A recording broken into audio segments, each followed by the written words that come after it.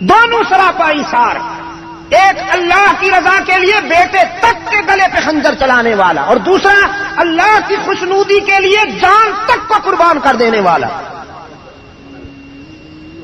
یہ بنیادیں رکھ رہے تھے.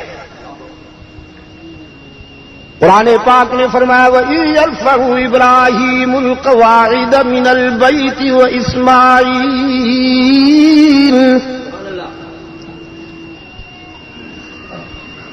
اس حوالے سے ایک بات کہتا ہوں، کیونکہ میری گفتگو ریکارڈ بھی ہو رہی ہے، ہم تو نہیں رہیں گے، شاید آنے والی نسلیں بھی سنیں گی. علوم نبوت پر حامل جب بھی کسی جد و جہد کا آغاز کیجئے یا کسی مرکز کی بنیاد رکھیے، کسی مجاہد ہی سے رکھوایا کیجئے تاکہ وہاں سے مجاہدوں کی کھیپ پیدا ہو. وَإِذْ يَرْفَعُ إِبْرَاهِيمُ الْقَوَاعِدَ مِنَ الْبَيْتِ وَإِسْمَاعِيلُ. ابراہیم و اسماعیل علیہ السلام کے ہاتھوں سے جب مرکز رشد و ہدایت کی بنیادیں رکھی جا رہی ہیں، ایثار و قربانی کی پہچان، عظمتوں کے نشان، جلالتوں کا برہان ابراہیم و اسماعیل علیہ السلام اس مکتب اور اس دارالعلوم کی بنیادیں رکھ رہے ہیں جس میں محمد کو معلم بننا تھا صلی اللہ علیہ وسلم، جس کا نصاب تعلیم قرآن میں بننا تھا، جس مکتب میں شاگرد اور طلباء بننے والے تھے ابو بکر، عمر، عثمان و علی، طلحہ و زبیر.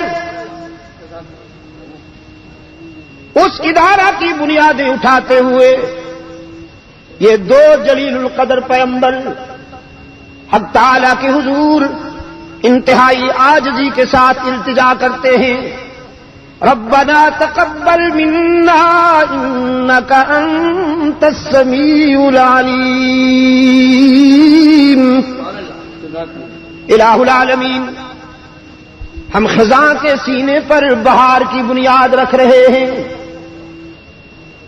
ایسی خزاں کے روئے زمین پر اس سے بڑھ کر بڑی کوئی خزاں نہیں. ہم اس خزاں کے سینے پر بہاروں کا آغاز کر رہے ہیں. آغاز کرنا ہمارا کام ہے، انجام تو تیرے ہی ہاتھ میں ہے. اور اللہ نے کیسا انجام عطا کیا کہ وہی مرکز خزاں جس کے سنگلاخ پہاڑوں کے دامن میں پانی کی بوند بھی نظر نہیں آتی تھی، کوئی سبزہ بھی نظر نہیں آتا تھا، ہریالی کا ایک تنکا بھی نظر نہیں آتا تھا، اس تاریخی ویرانے میں بہاروں کی بنیاد رکھی گئی. اور انجام یہ ہے کہ آج قرائے ارض پر جتنی بھی بہاریں ہیں اسی کا فیضان ہے. نعرہ تکبیر. شرق اور غرب میں بکھرے ہوئے صحراؤں کو، شرق اور غرب میں بکھرے ہوئے گلزاروں کو نکہتیں بانٹتا ہے آج بھی صحرا تیرا. شرق اور غرب میں بکھرے ہوئے گلزاروں کو، یہ گلزار ہے نا، دیوبند میں دارالعلوم ایک گلشن ہے نا، ڈابیل میں جامعہ اسلامیہ ایک گلشن ہے نا، کراچی میں جامعہ اسلامیہ ایک گلشن ہے نا، لاہور میں گلشن ہے، ملتان میں علم و حکمت کے گلشن ہیں، قاہرہ میں علم و حکمت کے گلشن ہیں، اب تو بحمداللہ یورپ میں بھی علم و حکمت کے گلشن ہیں، پشاور میں بھی علم و حکمت کے گلشن ہیں، دلی میں بھی علم و حکمت کے گلشن ہیں. شرق اور غرب میں بکھرے ہوئے گلزاروں کو نکہتیں بانٹتا ہے آج بھی صحرا تیرا.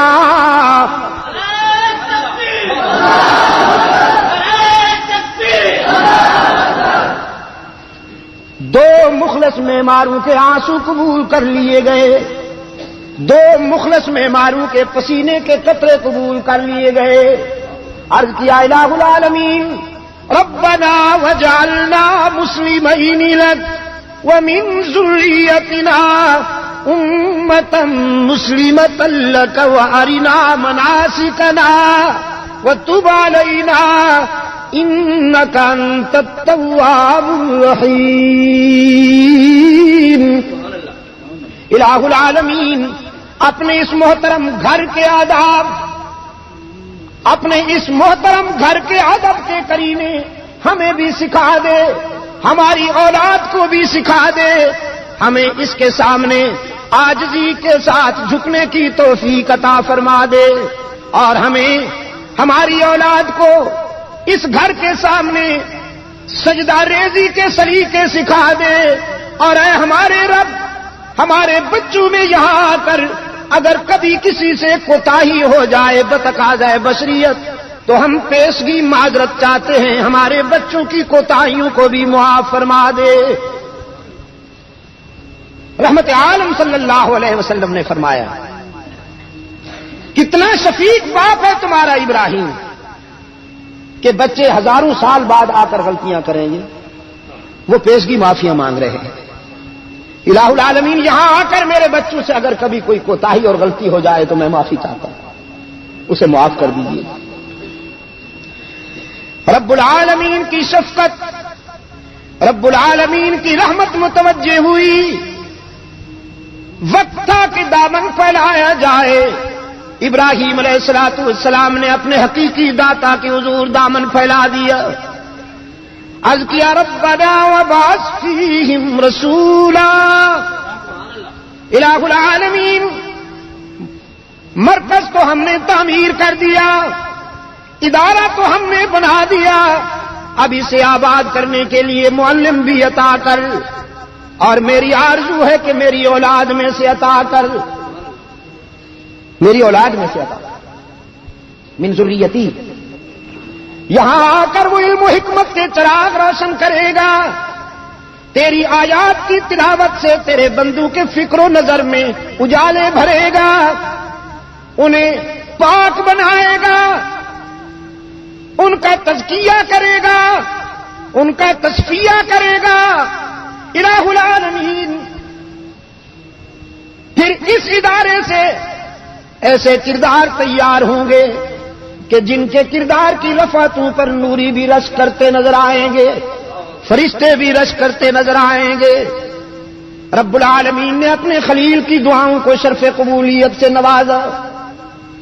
رحمت عالم صلی اللہ علیہ وسلم اسی ادارہ کے معلم بن کر آئے.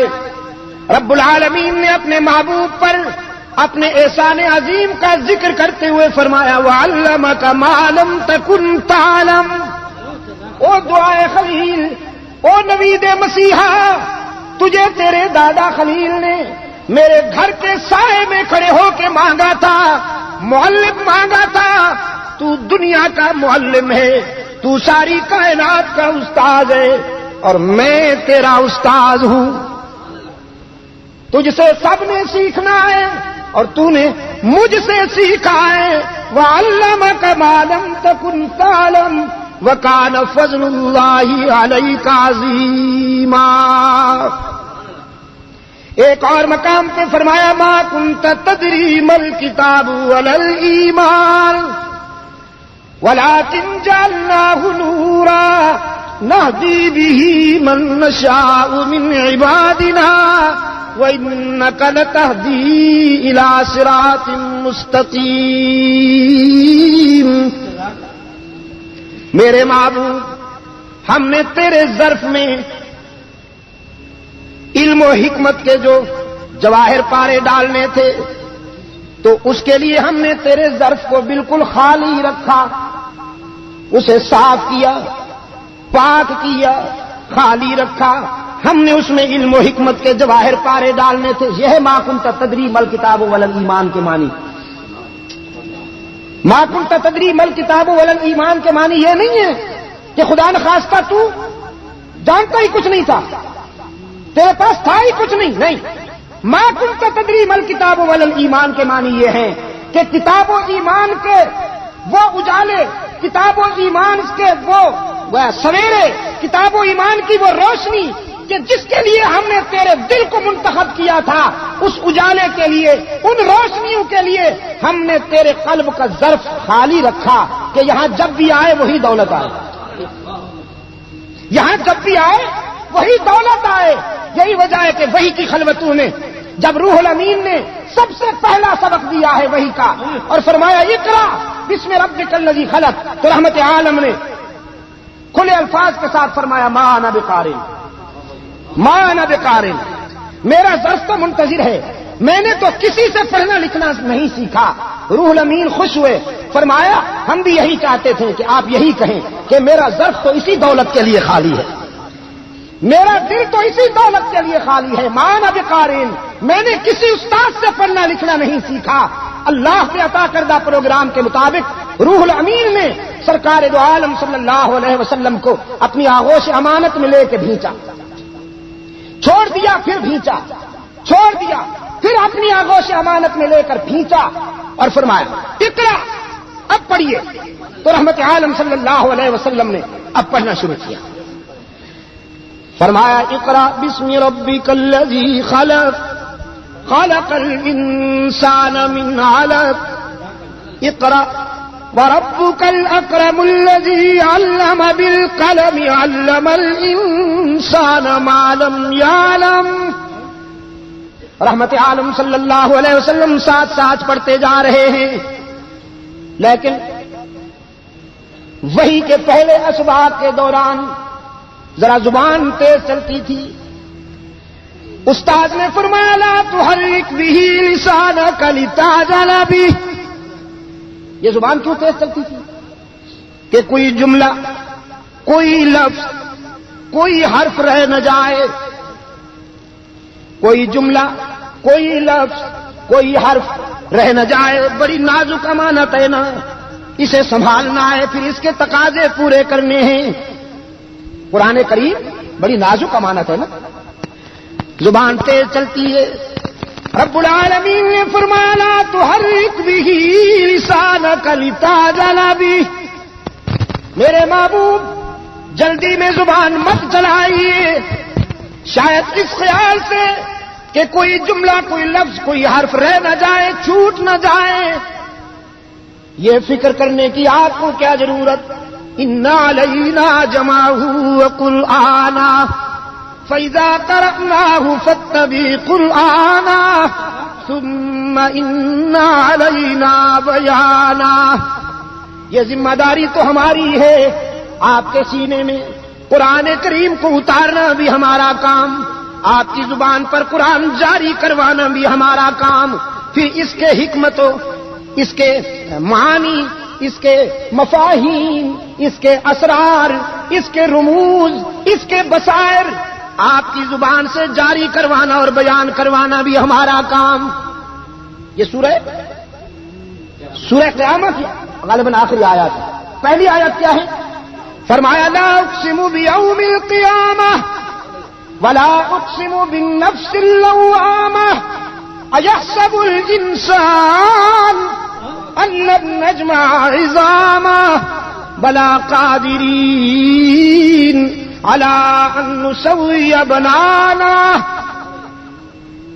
رب العالمین نے اپنی شایان شان قسمیں کھا کے فرمایا ایحسب الانسان ان لن نجمع عظامہ، یہ سوچتا ہے مر جاؤں گا، میری تو ہڈیاں بھی خاک میں مل جائیں گی، تو دوبارہ کیسے اٹھایا جاؤں گا، میرا وجود کیسے دوبارہ لایا جائے گا؟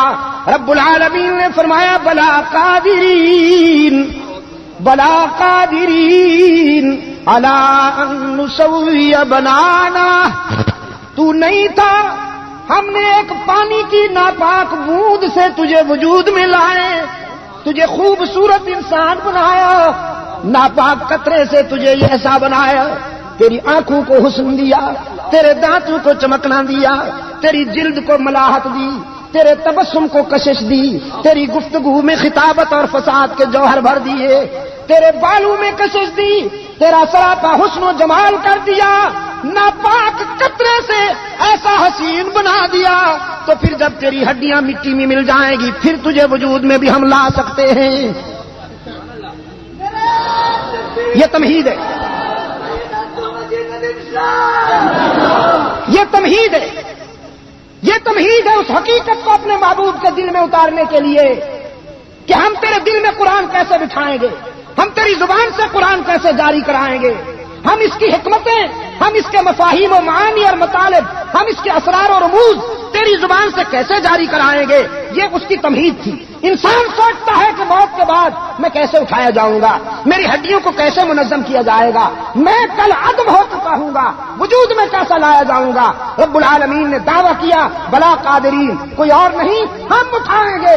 جس طرح ہم تجھے نیست سے ہست میں لائے ہیں, تو نہیں تھا تو تجھے بنا ڈالا, اب تجھے موت کے بعد بھی زندہ اٹھائیں گے. فرمایا میرے محبوب جس طرح مٹی میں مل جانے کے بعد انسان کی بکھری ہوئی ہڈیوں کو جوڑ کر انہیں منظم کر کر دوبارہ اٹھانا ہمارا کام ہے, اسی طرح قرآن کے حقائق کو تیرے دل میں بٹھانا بھی ہمارا کام ہے.